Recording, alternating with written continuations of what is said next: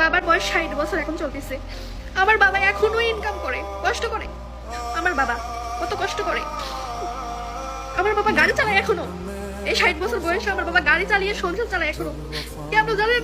কারণ আমার বাবার কোনো ছেলে নাই, আমার বাবার বড় কোনো ছেলে নাই যে কষ্ট মানুষ করার পরেও তাকে ইনকাম করে খাওয়াবে।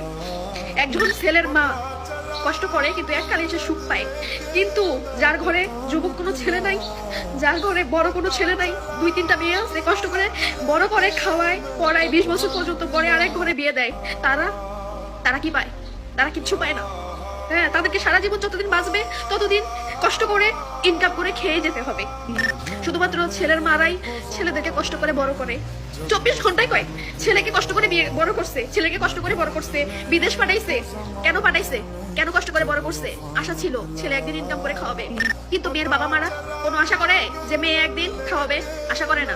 তাদের একটাই আশা থাকে, মেয়েকে ভালোভাবে বড় করবে, লেখাপড়া শিখাবে, বিয়ে দিবে। একটা মেয়েকে বাবা মা বড় করে 20 বছর পর্যন্ত লালন পালন করে টাকা পড়া করে বিয়ে দেয়। আমরা এসে কি করি? পরের ঘরের ছেলে, সংসার, তাদের মা সবকিছু সামলাই আমরা, তাদের আত্মীয় স্বজন, বোন সবকিছু সামলাই। কিন্তু যারা জন্ম দেয়, যারা বড় করে বিয়ে দেয়, তাদের কোনো কিছুতে কামে লাগে? আমাদেরকে লাগে না। পরের বাড়িতে সবকিছু সামলিয়ে জীবনটা শেষ করে দিই আমরা মেয়েরা। তারপরেও পরের বাড়ির মন পাই না, বুঝছেন? পরের ছেলেদেরও মন পাই। তারপরেও তাদের মনে থাকে তাদের মারাই তাদেরকে কষ্ট করে লালন পালন করে বড় করছে। বাড়িতে যখন ফোন দেই, আব্বু কই? অমুক জায়গায়। বাড়িতে গেলে তোর মার সাথে কথা বলিস। ফোনটা কাটার পরে মনের মধ্যে একটা আক্ষেপ লাগে, কিছু না ছেলে মানুষ হয়ে জন্ম নিলাম না। 3 বোনকে বিয়ে দিছে, বড় করছে, 60 বছর বয়সে এখনো ইনকাম করে নিজের পেট চালায়।